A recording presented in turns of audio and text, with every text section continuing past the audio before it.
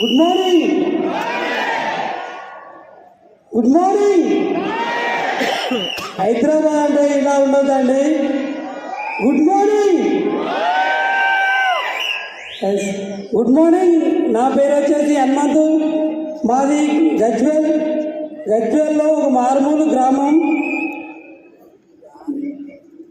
నేను మా కుటుంబం మేము ముగ్గురం అన్నదమ్ములము, ఒక అక్క ఉండేది. చాలా పేద కుటుంబం నుండి రావడం జరిగింది. నాది మొత్తం అగ్రికల్చర్ బ్యాక్గ్రౌండ్. మా నాన్న అగ్రికల్చర్ చేసిండు, నేను కూడా అగ్రికల్చర్ వర్క్ చేస్తున్నా. కానీ నేను చదువుకున్న టైంలో 5th క్లాస్లో ఉన్నప్పుడు 26 జనవరి నాడు కబడ్డీ ఆడితే నా చేతి ఫ్రాక్చర్ అయి నా లైఫ్ అనేది సగం స్మాష్ అయిపోయిందండి. ఎందుకంటే ఫ్రాక్చర్ అయి చేతి తిరిగింది. కాకపోతే ఆర్థిక పరిస్థితి బాగలేక ఒక ఆయుర్వేదిక్ హాస్పిటల్లో చికిత్సడం వల్ల చేతి ఫ్రాక్చర్ అయి చాలా చెడిపోవడం జరిగిందండి. కానీ నాకు ఊహ తెలిసినప్పటి నుండి మా నాన్న నేర్పించింది ఒకటే, వ్యవసాయం చేయాలని ఒకటే పని నేర్పించిండు. కానీ నాకున్న ఒక్క చేతు అంగవైకల్యం వల్ల నేను ఏ పని చేయలేకపోయినా మా నాన్న సపోర్ట్ తోటి నేను వ్యవసాయం చేస్తూ ఉన్నా. కానీ సడన్లీ నా దురదృష్టం ఏంటంటే మా నాన్న అనేది బ్రెయిన్ స్ట్రోక్ తోటి చనిపోవడం జరిగిందండి. అప్పుడు నా లైఫ్ అనేది మొత్తం స్మాష్ అంటే అండర్ గ్రౌండ్కి వెళ్ళిపోయింది. ఎందుకంటే నాకున్న బ్యాక్ సపోర్ట్ మా నాన్న. అతను ఆయన చెప్పిన పనులు చేసుకుంటూ నాకు ఎంత పని చేయొస్తే అంత పని చేసినా కానీ అన్ని రకాల మా నాన్న చూసుకొని నన్ను నా జీవితం అనేది జరిపించడం జరిగింది. కానీ మా నాన్న పోయిన తర్వాత అప్పుడు ఏర్పడేది నాకు ఏంటంటే జీవితం విలువ ఏంది అనేది. జీవితం బతకాలంటే ఏం చేయాలి, కానీ పని చేయాలంటే నాకు సపోర్ట్ చేయలేని పొజిషన్ అయినా కానీ నేను ఒక్కడే డిసైడ్ అయినా పని చేయాలి, ఫలితం అదే వస్తుంది. నేను ఈ భూమి మీద ఉన్నా లేకున్నా కానీ పని మాత్రం చేస్తా. నాకు వీలైన కాడికి నాకు ఎంత పని చేయవస్తే అంత పని చేస్తా అని పట్టుదలతో ఒక ఉడుము పట్టు పట్టినట్టు చేసిన. అయితే పని అయినా ఉండాలి, అయితే నేనైనా ఉండాలి అనే ఒక డిసైడ్ చేసుకొని పని చేసిన. నా జీవితం అనేది చాలా కష్టపడ్డా. ఎందుకంటే నాన్న చనిపోయినప్పుడు ఏంటంటే పని చేయడానికి రాదు.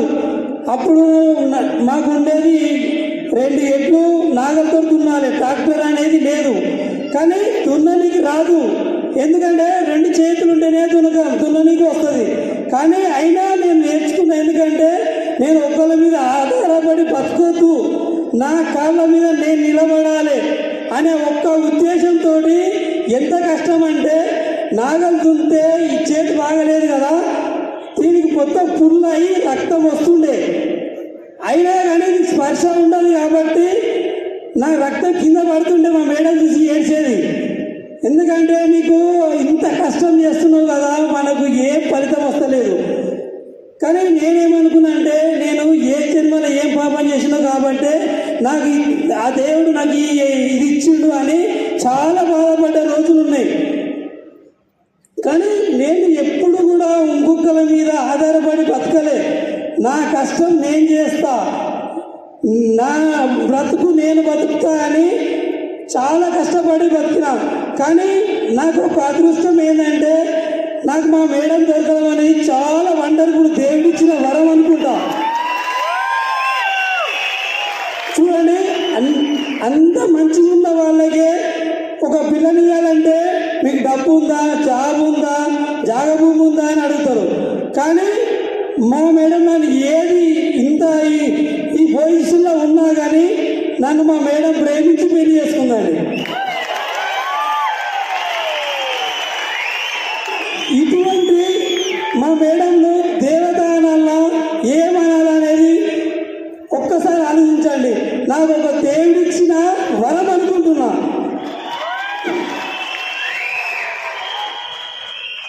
నేను మా మేడం సపోర్ట్ తోటే చాలా కష్టపడితే, మామూలు కష్టం కాదు. వ్యవసాయం చేసేటోళ్ళో తెలుస్తుంది, చూసేటోళ్ళో కాదు అది ఎంత కష్టం ఉంటుందో అనేది. కానీ ఎంత కష్టమైనా మేము కలిసి పని చేసినాం. ప్రతి ఒక్కటి నాగలు తున్నడం అయినా, దంత పట్టడం అయినా, దేనికైనా మా మేడం సపోర్ట్. నేనున్నా, నేనున్నా, మనం బతుకుతాము, మన పిల్లలు బతికించుకుంటాము అనే ఒక్క మాటతోటి నేను ఈ భూమి మీద బతుకున్నా. ఎందుకంటే చూడండి, నేను పని చేసేటప్పుడు చాలా ఇబ్బందులు వస్తాయి. ఒక్కొక్కప్పుడు నా వర్క్ చూసి నేనే భయపడేటోను. ఎందుకంటే నా చేతిలో పొక్కులు వచ్చి కూడా నిద్ర పట్టలేని పొజిషన్లో చాలా బతికినాం. కానీ మా జీవితం అనేది ఎట్లా అంటే ఇంటికాడి నుంచి బోరుగాడికి, బోరుగాడి నుంచి ఇంటికాడికి, ఇదే మా జీవితం. వేరే బ్యాక్గ్రౌండ్ తెలియదు మాకు. పని చేయడమే ఒక్కటే తెలుసు. కాబట్టి వ్యవసాయం చేసుకుంటూనే ఉన్నాం. 20 సంవత్సరాలు వ్యవసాయం చేసినాం. కానీ మా జీవితం ఏం చేయగాలి. మా పిల్లల్ని కనీసం ఒక ప్రైవేట్ స్కూల్లో చదివిద్దామన్నా కానీ మా దగ్గర డబ్బులు లేవు. అటువంటి పొజిషన్ నుండి వచ్చిన వాళ్ళం మేము. కానీ నాకు ఒక్క అవకాశం అనుకుంటుంది, ఆ దేవుడిచ్చిన వరం అనుకుంటా. ఒక అప్లైన్ రూపంలో నాకు ఈ అవకాశం వచ్చిన మన వెస్టర్న్ విన్నింగ్ టీంకు చాలా థ్యాంక్ యూ సో మచ్ అండి. వరకు నా బిజినెస్ అనేది చాలా స్పీడ్గా వెళ్తుంది, చాలా మంచి మూమెంటంలో ఉంది. మాకు ఎక్కడ కూడా నెగటివ్స్ అనేది రాలేదు. ఎవరు చెప్పినా కానీ విన్నరు, జాయిన్ అయ్యారు, ప్రతి ఒక్కరు కూడా సక్సెస్ అయ్యారు. కానీ ఎప్పుడైతే మేము ఢిల్లీకి వెళ్ళి క్రౌన్ అయ్యి మాకైతే చాలా చాలా హ్యాపీగా ఉంది. ఎందుకంటే ఒక నార్మల్ పల్లెటూరులో ఉన్న మేము ఈరోజు ఇంత మంచి రికగ్నిషన్ తీసుకోవడం అసలు మేమేనా అన్నంత అనుమానంగా ఉంది. అసలు ఇది లైఫ్లో అచీవ్మెంట్ అంటే ఇది అనిపించింది, సక్సెస్ అంటే ఇది అనిపించింది. చాలా చాలా హ్యాపీగా ఉంది. ఇంత మంచి ఆపర్చునిటీ ఇచ్చిన ఆల్ అప్లైన్స్ ఒకసారి బిగ్ రౌండ్ అప్లైస్ అండి. మాకు అప్లైన్స్ అవకాశం ఇచ్చింది కాబట్టి మా లైఫ్ అనేది టోటల్గా చేంజ్ కావడం జరిగింది. ఏంటంటే మేము స్టార్టింగ్లో అగ్రికల్చర్ చేసినప్పుడు చాలా రకాల స్ట్రగుల్స్ ఫేస్ చేసినాం. కానీ అక్కడ మా లైఫ్ చేంజ్ కాలేదు. కానీ నాకు ఒకటే ఒక డ్రీమ్ ఉండేది, ఏంటంటే మేము లవ్ మ్యారేజ్ చేసుకున్నాం కాబట్టి అందరి ముందర మేము సక్సెస్ అయి చూపించాలి అని నేను స్టార్టింగ్ నుంచే నా డ్రీము. దానికోసం ఒక 20 ఎకరాస్ మాది కాకుండా వేరే వాళ్ళది కూడా కౌలుకు తీసుకొని కూడా చేసినాం. కానీ దానివల్ల వర్షాలు సరిగా లేక ఇంకా అప్పులకి వెళ్ళిపోయినాం. కానీ మీదికైతే రాలేము. కానీ అప్పుడు అనిపించింది ఎంత వర్క్ చేసినా కూడా దీంట్లో సక్సెస్ అవుతలేమని. కానీ అదే వర్క్ ఇంకా రిపీట్గా చేస్తూ ఉన్నాం. అదే టైం లోపల మాకు గ్రేట్ అప్లయన్స్ అవకాశం ఇచ్చారు. మా అదృష్టం ఏంటంటే మార్చ్ 2022 గోక్రౌన్కి అప్లయన్స్ వచ్చి డైరెక్ట్ మీటింగ్కి ఇన్వైట్ చేశారు. కానీ నాకు మీటింగ్ అంటే ఇష్టం లేదు. ఎందుకంటే నేను వర్క్ చేస్తే ఒక 3000 రూపీస్ వస్తాయి. కానీ ఆ గోక్రౌన్ మీటింగ్కి వెళ్తే 5000 రూపీస్ ఖర్చు ఎందుకు అని చెప్పేసి నేను అన్నా. కానీ మా సార్ ఏంటంటే ఒక మాట ఇచ్చిందంటే ఆ మాట కట్టుబడి ఉండడం ఆయనకు అలవాటు. ఏంటంటే అప్లయన్స్ చెప్పారు వాళ్ళు మీటింగ్ అని చెప్పగానే సార్ ఏమనుకున్నాడంటే మనం ఎప్పుడు ఎక్కడికి కూడా వెళ్ళాం కదా, ఇది ఒక్కసారి వాళ్ళు అంతకాలం చెప్తారు, నేను 5000 రూపీస్ కడతా ఎంజాయ్మెంట్ కోసం అని చెప్పేసి మా సార్ గోక్రౌన్ మీటింగ్కి పంపించడం జరిగింది. అప్పుడు నాకు ఎవ్వరు కూడా తెలియదు, అప్లయన్స్ కూడా ఎక్కువ పరిచయం లేరు. ఆ మీటింగ్కి నేను చాలా బలవంతంగా వెళ్ళిన. కానీ అక్కడికి వెళ్ళినాక నాకు అర్థమైంది ఏంటంటే అక్కడ ఎలాంటి ఎడ్యుకేషన్ లేని పర్సన్స్ కూడా సక్సెస్ అయ్యారు. నాతో ఎందుకు కాదు నేను కూడా చేయగలను అని నాకు ఒక కాన్ఫిడెన్స్ అనేది రావడం జరిగింది. అక్కడ నేను ఆ స్టేటస్లో అక్కడ ఉన్న వీడియో కాల్స్ అందరికీ చూపించడం వల్ల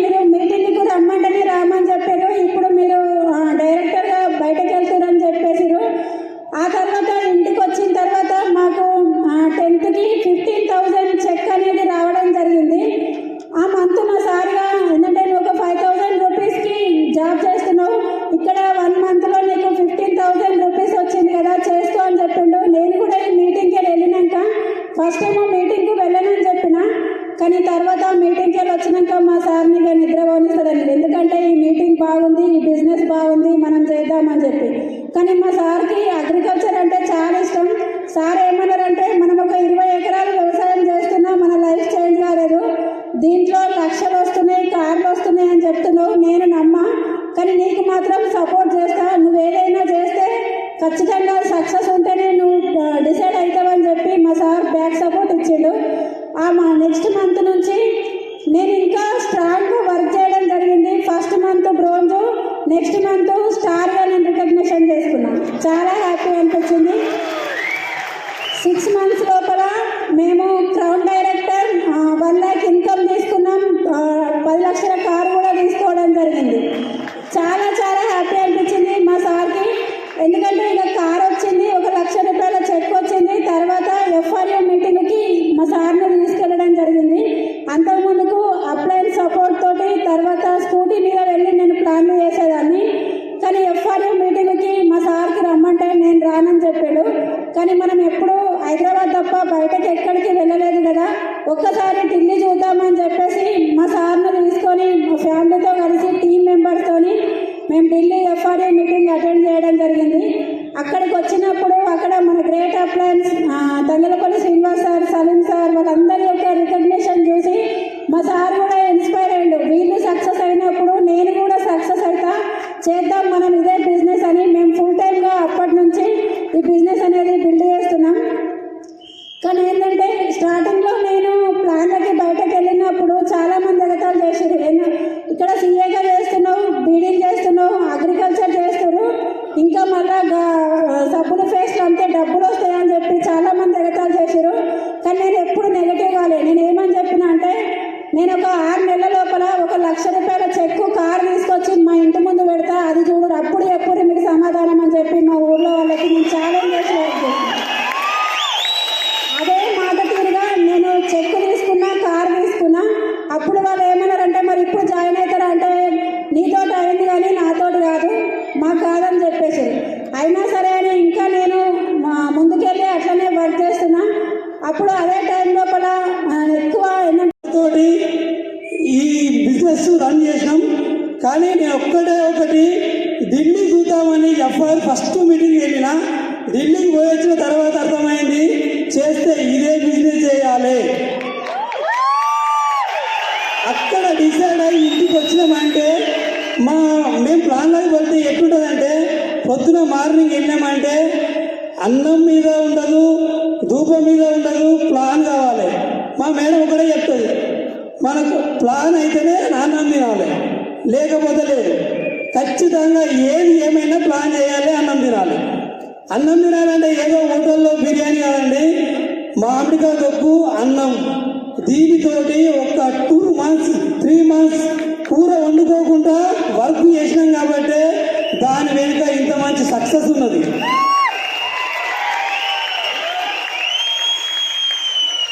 మేము ప్లాన్లోకి వెళ్తే ఎక్కడ వండుతున్నామో ఎక్కడ పడుకుంటున్నామో మాకు తెలియదు.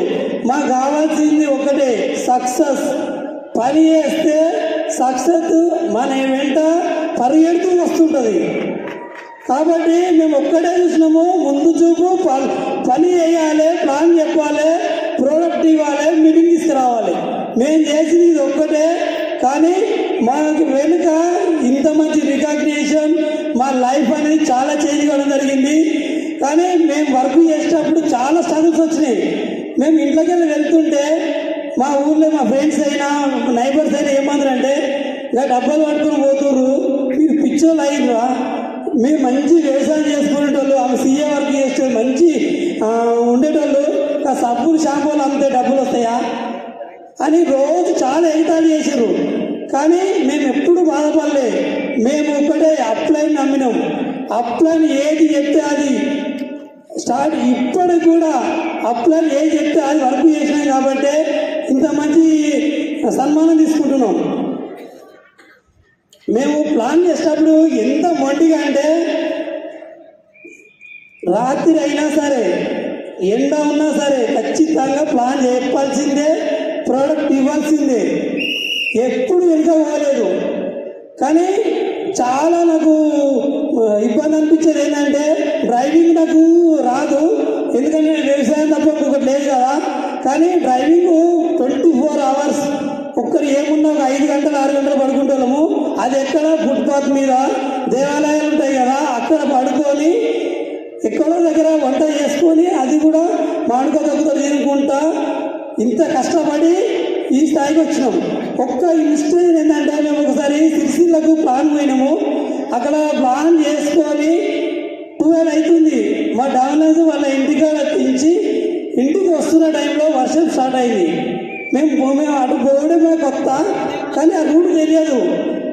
కానీ వాళ్ళని దించి మా మేడం కూడా వద్దన్నారు. సార్ వర్షం బాగా పడుతుంది, ఇక్కడ రూట్ మీకు తెలియదు కదంటే, మేడం మేము వెళ్ళిపోతాం, మాకు అలవాటే అని చెప్పినాం. మేడం దించి వాళ్ళని దించి ఒక 10-20 కిలోమీటర్లు పోయినాము. కుండపోత వర్షము, అక్కడ వాగులు వంగలు వస్తున్నాయి.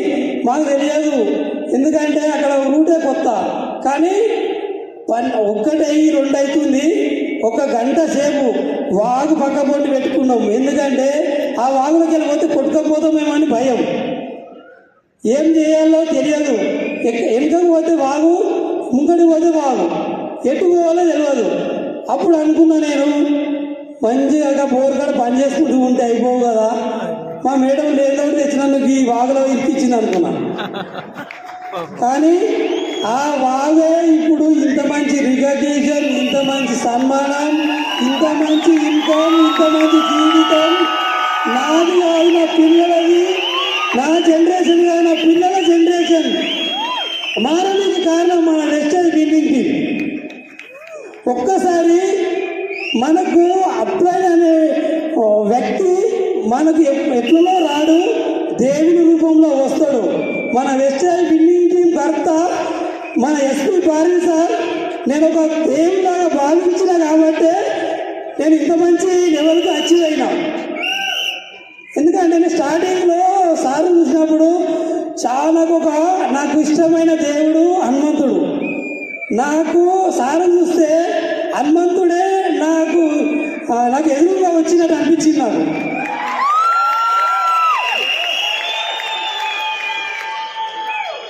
నాకు మన జీవితాన్ని మారడానికి ఎవరో రారు, మన దేవుడే మన రూపం, మన ఒక వేరే వ్యక్తి రూపంలో వచ్చి మనకు ఒక అవకాశం ఇస్తాడు. దాన్ని సద్వినియోగం చేసుకుంటే మన లైఫ్ అనేది చాలా చేంజ్ అవుతుంది. లేదు నాకు అవసరం లేదనుకుంటే మనం ఎక్కడ ఉన్నామో అక్కడనే ఉంటాం. కానీ నేను కూడా చాలా ఇబ్బంది పెట్టినా. ఒక 6 months దగ్గర కూడా మా మేడం నేను లేదు. కానీ ఎప్పుడైతే నేను ఏమంటారు, నేను ఎట్లా చేయాలని ఆలోచన చేసిన తర్వాత ఏం చేసిన అంటే, ఖచ్చితంగా నేను చేయగలను అని సార్ వాళ్ళు ఇంత నమ్మకంగా చెప్తారు కాబట్టి నేను చేస్తా అని చెప్పి బయటకు వెళ్ళి కోల్డ్ కాంటాక్ట్ స్టార్ట్ చేసినాను. ఇక స్టార్ట్ చేసి ఫస్ట్ ఎఫ్ఆర్యూకి క్రౌన్ లెవెల్లో వెళ్ళినాం. నెక్స్ట్ ఎఫ్ఆర్యూకి మళ్ళీ యూసీడీ లెవెల్లో 1,07,000 ఇన్కమ్ తీసుకోవడం జరిగింది. మళ్ళీ నా చెక్ నాకు రిటర్న్ వచ్చింది. అంటే ఇక్కడ ఎవ్వరు చేసినా చేయకపోయినా మనం చేయాలనే కాన్ఫిడెన్స్ మన లోపల ఉంటే 100% ఇక్కడ మనం సక్సెస్ కావడం జరుగుతుంది. మనపైన మనకు ఉండాలి, మన అప్లైన్ ఏది చెప్తుందో అది వినాలి. కానీ మన సొంత నాలెడ్జ్ వాడితే మాత్రం ఇక్కడ సక్సెస్ అనేది రాదు.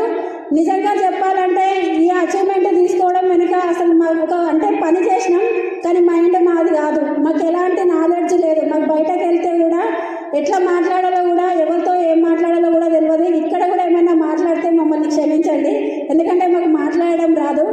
కానీ యూసీడీ పిన్ అచీవ్మెంట్ చేసినాక నాకు అనిపించింది, సార్ వాళ్ళు చెప్పినట్టు పని చేసుకుంటూ వెళ్తే సక్సెస్ అవుతామని చెప్పేసి ఆ ఎఫ్ఆర్యూ మీటింగ్కు అటెండ్ అయినప్పుడు లాస్ట్ టైం యూసీడీ పిన్ లోపల మన గ్రేట్ లీడర్, చీఫ్ మెంటర్, దేవుడు అని చెప్పుకోవచ్చు, డాక్టర్ ఎస్పీ పారిల్ సార్కు ఒక కమిట్మెంట్ ఇవ్వడం జరిగింది. నెక్స్ట్ ఎఫ్ఆర్యూ కల్లా నేను టీయూసీడీ రికగ్నిషన్ తీసుకుంటా అని చెప్పేసి నాకు అనిపించింది.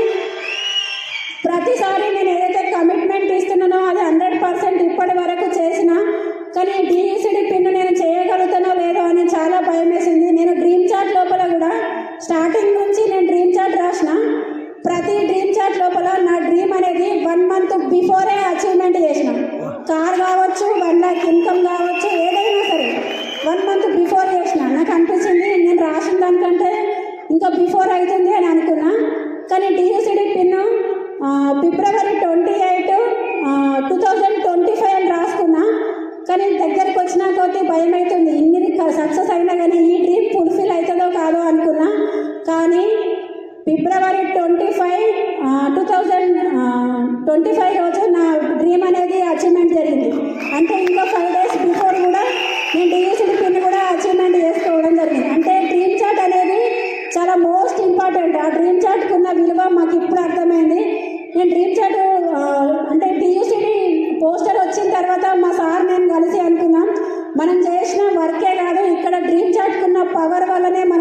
సక్సెస్ అయినామని అనిపించింది.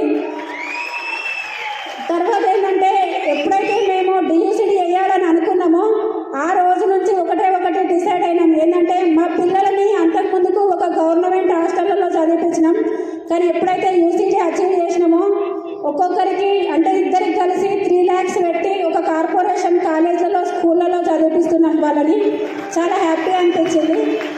పిల్లలు ఇద్దరు హాస్టల్లో ఉంటారు, ఇంట్లో ఉండేది మేము ఇద్దరమే కాబట్టి అప్పుడు నేను ఇక ఏమనుకున్నా అంటే పొద్దున్న లేచినామంటే నైట్ పడుకునేంత వరకు మనం ప్లాన్లే చేయాలి అని చెప్పేసి డిసైడ్ అయినాం. ఇట్లా మళ్ళీ లాంగ్ వెళ్తే మళ్ళీ ఇంటికి వస్తే టైం వేస్ట్ అవుతుందని చెప్పేసి ఒక చిన్న సిలిండర్, కొన్ని రైసు, కొంచెం మామిడికాయ చట్నీ మేము కార్లో పెట్టుకొని ఒక 5 లీటర్స్ క్యాను, ఒక మ్యాటు అన్ని దాంట్లో క్యారీ చేస్తూ బయటకు వెళ్ళే వాళ్ళం. ప్లాన్స్ చెప్తూ పోతుంటే ఎక్కడైతే నైట్ అవుతుందో అక్కడే సిలిండర్ పెట్టుకొని వంట చేసుకోవాలి, అక్కడే పడుకోవాలి, మళ్ళీ మార్నింగ్ లేచి రెడీ అయిపోయి మళ్ళీ ప్లాంట్కి వెళ్ళిపోవాలి. అట్లా ఒక 20 రోజుల నుంచి 30 రోజుల వరకు కూడా మేము ఇంటికి రాలేదు. చాలామంది అడిగారు, మీరు అసలు ఊర్లో ఉండలేరా, ఎక్కడ ఉంటారు, ఏం చేస్తారు, ఇల్లుకు ఎప్పుడు చూసినా తాళమే ఉంటుంది అని. కానీ ఊర్లోనే ఉంటున్నామని చెప్పినాం, కానీ వాళ్ళు నమ్మలేరు. కానీ అంత హార్డ్ వర్క్ చేసినాం కాబట్టే ఈరోజు ఇంత మంచి లెవెల్లో మేము అచీవ్మెంట్ చేయగలిగినాం. మాకైతే చాలా చాలా హ్యాపీగా ఉంది. ఇలాంటి రికగ్నిషన్ మీరు కూడా తీసుకోవాలంటే కంపల్సరీ అప్లయన్స్ ఏది చెప్తారో అది విని మనం చేసే హార్డ్ వర్క్ ఖచ్చితంగా చేస్తే 100% మీరు కూడా ఈ పిన్ అనేది అచీవ్మెంట్ చేయగలుగుతారు. ఇంకొక విషయం ఏంటంటే మాకు ఇంత మంచి సపోర్ట్ ఇచ్చిన అప్లయన్స్ అందరికీ థ్యాంక్ యూ సో మచ్. అలాగే నేను నాతో మేమిద్దరం, మా అమ్మకి 4 ఇద్దరం అక్క చెల్లెళ్ళం, 2 అన్నదమ్ములం. కానీ నా బ్యాడ్ లక్ ఏంటంటే మా అన్న యాక్సిడెంట్లో చనిపోవడం జరిగింది 2006 లోపల. మా అన్న పిల్లలు ఒక 3 months ఉన్నప్పుడు మా అన్న చనిపోయాడు. కానీ ఆ బాధ అనేది నాకు ఎప్పటికీ ఉంటుంది, ఎందుకంటే నేను ఇంత చిన్న ఏజ్లో మా అన్నను మిస్ అయినా అని చెప్పి. కానీ ఆ అన్నను మిస్ అయినా కానీ ఇక్కడ గ్రేట్గా నాకు విన్నింగ్ టీమ్ వెస్టేజ్ నాకు ఒక దేవుడు పరిచయం చేసిన వ్యక్తి ఎవరంటే చాలా శ్రీనివాస్ సార్. ఆ సార్ ఒక అన్నలాగా పరిచయం అయ్యి ప్రతి విషయంలో సపోర్ట్ ఇచ్చి బ్యాక్ సపోర్ట్గా నిలిచి ఫ్యామిలీ ప్రాబ్లమ్స్ వచ్చినా ఏది వచ్చినా కూడా మమ్మల్ని ఇంత పుషప్ చేసి ముందుకు తీసుకొచ్చినటువంటి సార్కి మేము ఎప్పటికీ రుణపడి ఉంటాం. అలాగే Simhachari sir and Savitha madam, Manohar sir and Shyamala madam వాళ్ళందరికీ కూడా నేను ఎప్పటికీ కూడా పాదాభివందనాలు తెలియజేసుకుంటా. భవానీ మేడం అయితే మా సార్కి ఒక ఓన్ సిస్టర్ లాగానే ఉంటుంది. వాళ్ళందరూ దొరకడం నిజంగా మాకు చాలా హ్యాపీగా ఉంది. ఇంత మంచి అప్లయన్స్ ఆధ్వర్యం లోపల మాకు ఇంత మంచి రికగ్నిషన్ చేసిన మీ అందరికీ కూడా థ్యాంక్ యూ సో మచ్.